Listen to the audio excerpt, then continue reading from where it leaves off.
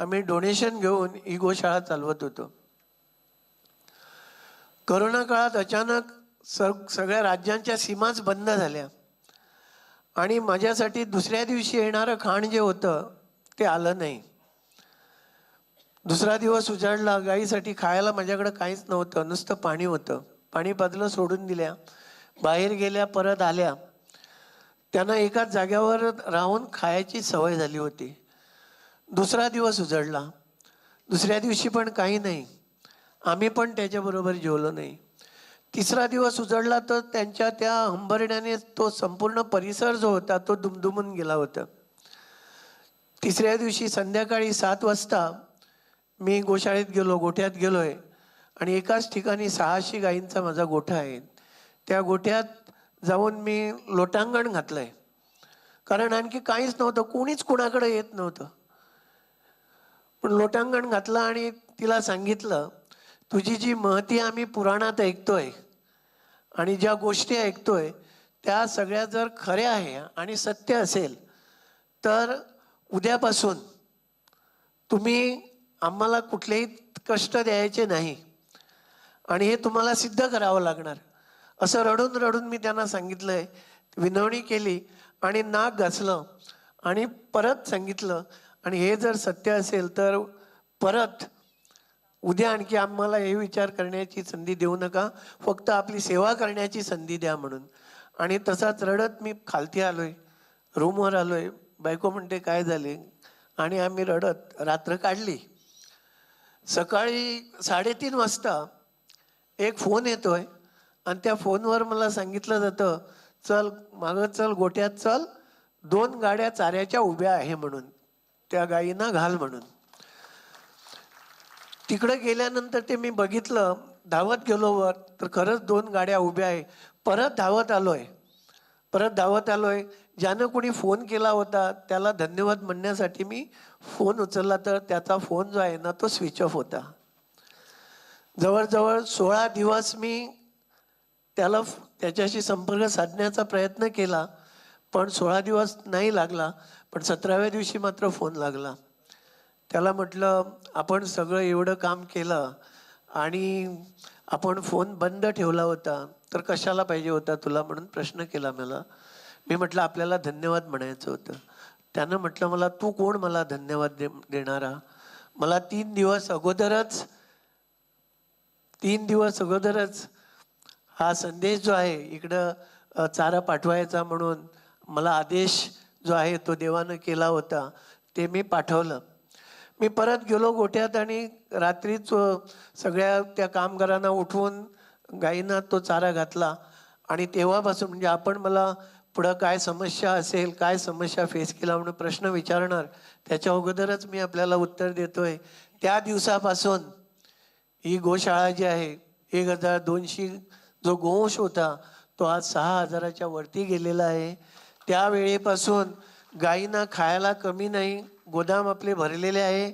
पैशाची आवश्यकता पडली म्हणून मी फक्त विचार करायचा, कोण ना कोण पैसे घेऊन येतोय. लोक कमी नाही, राहण्यासाठी त्यांना शेड कमी नाही. म्हणून मी सगळ्यांना सांगू इच्छितो की गाय ही नुसता प्राणी नसून ही खरीच आपली माताच आहे आणि या विश्वाची जननी आहे.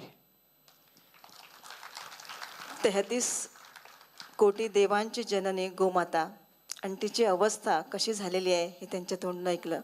त्याचबरोबर आंतरिक प्रेरणेने आणि सकारात्मक भावनेने, अदम्य जिद्दीने एखादं पाऊल टाकलं की आपल्याला म्हणजे आपली अडवणूक होत नाही.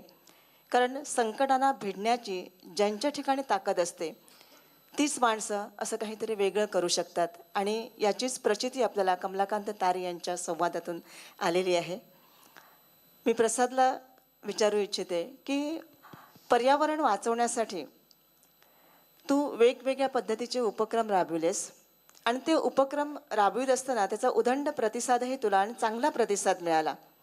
त्याच्यामध्ये तू लोकपरंपरा आणि पर्यावरण याविषयी सुद्धा विचार मांडतोस. तर लोकपरंपरा म्हणजे आपल्या लोकमानसाने काही झाडं राखून ठेवलेली आहेत आणि त्या झाडामागचं काही त्यांचं मानसिकता आहे, त्यांचं पर्यावरण. मग या दोहोंची सांगड घालताना आणि तुझे जे उपक्रम आहेत या पर्यावरण संवेदनशीलतेकडे नेणारे, त्याच्या संदर्भात तू जरा सांग आम्हाला. अगदीच मुळात आधी रानात जंगलात राहणारी माणसं, त्यांनी पहिला देव जर कुठे बघितला तर तो त्यांना जिथून झरा आला, कारण पाण्याचा सोर्स हा माणसाच्या जगण्यासाठीचा सगळ्यात महत्त्वाचा सोर्स आहे. त्याबरोबरच ती माती, ज्या मातीत तो त्याचं अन्न पिकवत होता, म्हणजे सॉईल आली, आणि त्याच्यानंतर आली झाडं, कारण त्या झाडाची फळं आणि त्याच वनस्पतीपासून तो स्वतःचं अन्न बनवत होता. बेसिकली शेती हा कोकणाच्या व्यवस्थेचा भाग नंतर आलेला आहे. मुळात आधी इथलं जर फूड कल्चरचा विचार केला गोवा आणि कोकणाच्या, तर त्याच्यामध्ये जंगल आधारित फूड कल्चर किंवा जंगल आधारित खाद्य संस्कृती हा इथला महत्त्वाचा भाग आहे. म्हटलं फिश करी अँड राईस, जे की गोव्याचं इकॉलॉजिकल फूड आहे, त्याच्यामध्ये असणारे सगळेच घटक जवळपास हे जंगलातून येतात. इवन राईस जो आहे गोव्याचा, तो पॅडी फील्ड्समधून येतो, तोही इंडिजिनस व्हरायटीज असतो. त्याच्यामुळे निसर्गाला हार्म करून काही शेतीसुद्धा लोक करत नव्हती, कारण त्यांनी डोंगरामधून कोकम आणि तिरफळं आणली होती. तर ह्या सगळ्याच गोष्टी, आणि इवन रापण ही जी फिशिंग टेक्नॉलॉजी आहे आपली, ही सगळ्यात पर्यावरणपूरक, कारण गेल्या 1000 वर्षात आम्ही रापण मासेमारी केली होती, पण कधी मत्स्य दुष्काळ पडला नव्हता. पण गेल्या काही 10-15 वर्षाच्या ट्रॉलर आणि LED फिशिंगने संपूर्ण फिशिंगची वाट लावून ठेवलेली आहे. तर हा सगळा जर हे सांगण्याचा उद्देश हा आहे की निसर्गाकडून एखादी गोष्ट घेत असताना त्याचा आदर करणं आणि त्याला देवता म्हणून बघणं. कारण नारळी पौर्णिमेला नारळ समुद्रात टाकून त्या दर्यादेवतेकडे आपण जी काही प्रतिज्ञा करतो आणि त्याच्यानंतर आमची मासेमारी चालू होते.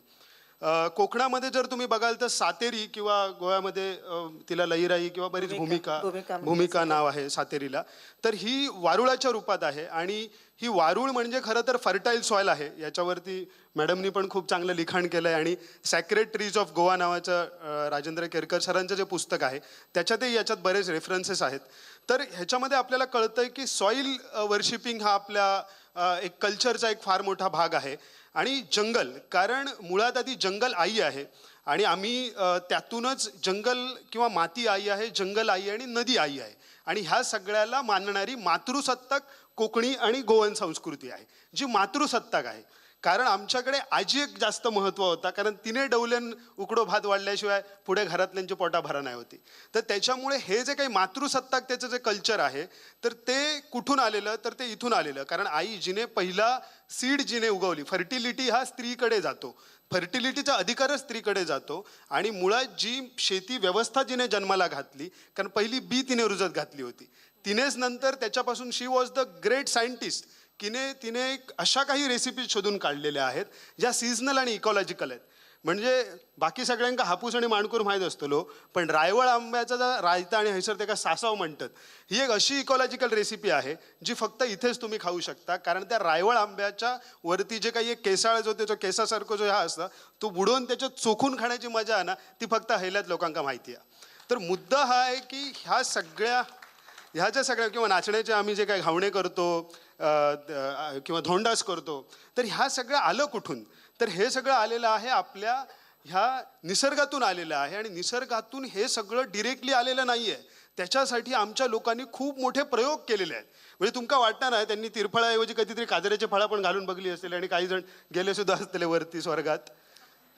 तर ह्याचा अर्थ सूक्ष्म निरीक्षण शक्ती, आणि त्यांनी निर्माण केलेल्या ह्या खूप सुंदर रेसिपीज, ज्याला आपण आज फक्त हॉटेलमधल्या मेन्यू कार्डवरती नेऊन ठेवलं. त्याला आपण सायन्स आणि टेक्नॉलॉजी म्हणत नाही, कारण आम्हाला वाटतं एलॉन मस्कने उडवलेली आकाशातली उंच ग्लोबल वॉर्मिंग करणारी इंधनं म्हणजे सायन्स आहे. पण खरं क्लायमेट फ्रेंडली सायन्स आमच्या जगण्यात होतं, कारण आम्ही झाडं तोडून, जमिनीला पोखरून, जमिनीचं ग्राउंड वॉटरसुद्धा न वापरता केली जाणारी शेती म्हणजे वांगणी शेती, जी की कोकणामध्ये खाजणांमध्ये आणि वांगणामध्ये केली जायची.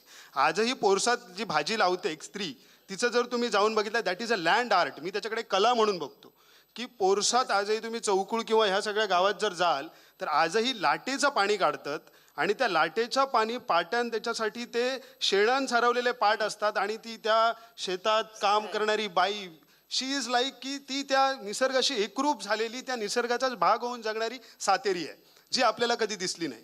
तर ह्या सगळ्या गोष्टींना आपण लोकसंस्कृतीमध्ये फार महत्त्वाचं स्थान दिलंय. म्हणून धालो किंवा हे जे तुम्ही विस्मृतीच्या उंबरठ्यावर या पुस्तकात त्याचा उल्लेख आहे की ह्या ज्या सगळ्या लोकसंस्कृतीमध्ये असलेल्या स्त्रियांचा किंवा लावणी ज्याला आपण म्हणतो, ती लावणी मुळात आधी भात लावणी आहे. कारण तिचा जो काही हे आहे, भात लावणीसाठी जी स्त्री काम करते तिच्या इतकं स्पीड आम्ही घेऊ शकलो नाही. ते भात लावणी करताना किंवा वांगणी शेती करण्यापूर्वी सुद्धा जो नांगर धरित्रीला लावला जायचा, कारण धरित्रीला नांगर लावता कामा नये, त्याच्यासाठी सुद्धा बारस नावाचा विधी करण्याची परंपरा जी आहे कोकणामध्येही आहे आणि आपल्या गोव्यामध्ये आहे.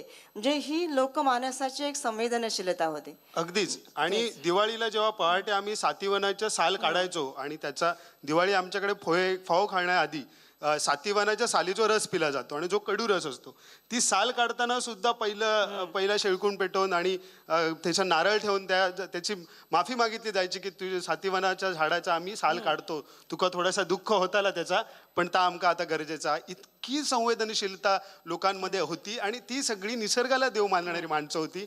त्या दिवशी सेपियन्स हा पुस्तकाचा लेखक युव्हाल नोआन हरारी एक खूप छान वाक्य एका इंटरव्ह्यूमध्ये बोलून गेला की ह्या जगामध्ये सगळ्यात जास्त ऑक्सिजन ॲमेझॉनचं जंगल देतं आणि दुसरं म्हणजे समुद्रातील कोरल्स.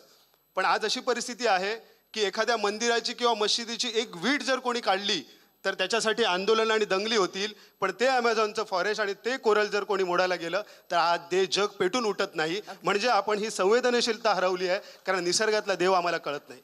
आणि हे जे काही आमचे 12/5ची आणि जे काही देवस्थानं आहेत, हे सगळे 12 राखणदार, त्यांच्या 12 देवराया, डुंगोबा, मालोबा, बोडगिनीतलो देवचार बोडगेश्वर, मानसी वयलो मानसीश्वर, हे जे काही सगळे आपल्या इकोसिस्टीमचे राखणदार आहेत, त्यांना आपण कसं लोकांसमोर मांडता येईल याच्यासाठी आम्ही एक राखणदार म्हणून मुवमेंट चालू केली आहे. आणि त्या माध्यमातून आम्ही लोकांना राखणदार हे काय आहे, तर यू आर ऑल्सो राखणदार. म्हणजे मी तर म्हणेन ज्याने 300 वर्ष जुनं मातीचं घर राखलं आहे तोही राखणदार आहे, कारण तो तत्व राखतो. या निमित्तानं तुम्ही तुमचे मांगर नावाचा जो उपक्रम आहे त्याच्या संदर्भातही सांगा. तुम्ही अगदीच.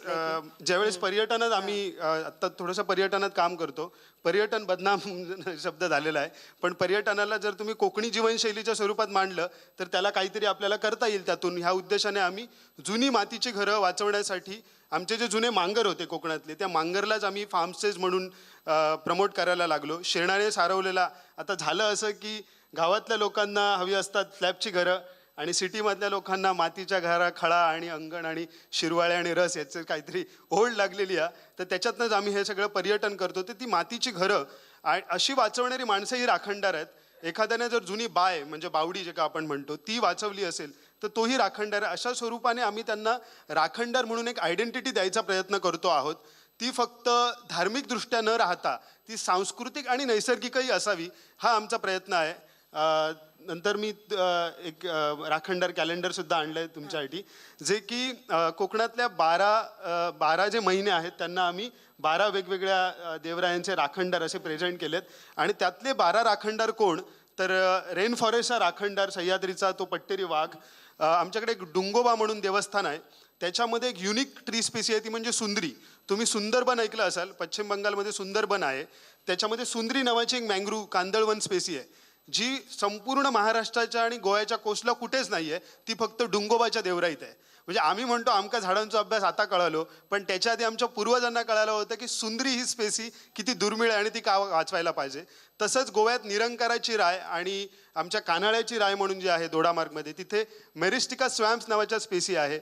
आणि हा जगातला एक किंग कोब्राचा एक हॅबिटॅट आहे. तर किंग कोब्रा हा राखणदार आणि तिथला जो त्याचं मंदिर आहे, मी त्याला मंदिर म्हणेन. किंग कोब्रा जिथे राहतो तिथे माझा देव राहतो आणि तो अतिशय संवेदनशील भागामध्ये राहतो. तो कॉन्क्रीटच्या जंगलात राहणं पसंत करत नाही आणि म्हणून त्याला कसं रिप्रेझेंट करावं असं ते आम्ही केलं आहे. सो लोकसंस्कृतीने म्हणालात की लोकसंस्कृती आणि निसर्ग, मुळात आधी कल्चर आणि नेचर या 2 शब्द जर तुम्ही बघाल तर त्याच्यातला शेवटचा TURE कॉमन आहे. तो म्हणजे त्यातलं साधर्म्य दाखवतो की निसर्ग तूनच निर्माण झालेली संस्कृती असते आणि ती संस्कृती ही त्या निसर्गालाच आता टिकवण्यासाठी वापरण्याचा प्रयत्न हा राखणदारच्या माध्यमातून आम्ही करतो. आणि याचं उदाहरण म्हणजे आता जर गोव्यातील आणि कोकणातील काही भागामध्ये जर आपण गेलो तर पौष महिना सुरू आहे, धालोत्सव सुरू आहे आणि रात्री जागवणाऱ्या महिला आहेत आणि मग त्या म्हणतात की दारातले मिरिये लेगे मिरिया झाला भारगे रवणाथ देव माणाऱ्याता परसादे बोलेगे. म्हणजे पूर्णपणे त्या गीतामध्ये आपल्याला आत्ता जे त्यांनी सांगितलेले आहे. आणि मगाशी त्यांनी बोडगेश्वराचा उल्लेख केला. बोडगेश्वर हे सिमेंट कॉन्क्रीटचं मंदिर होतं तरी कुठं, तर तिथं बोडगे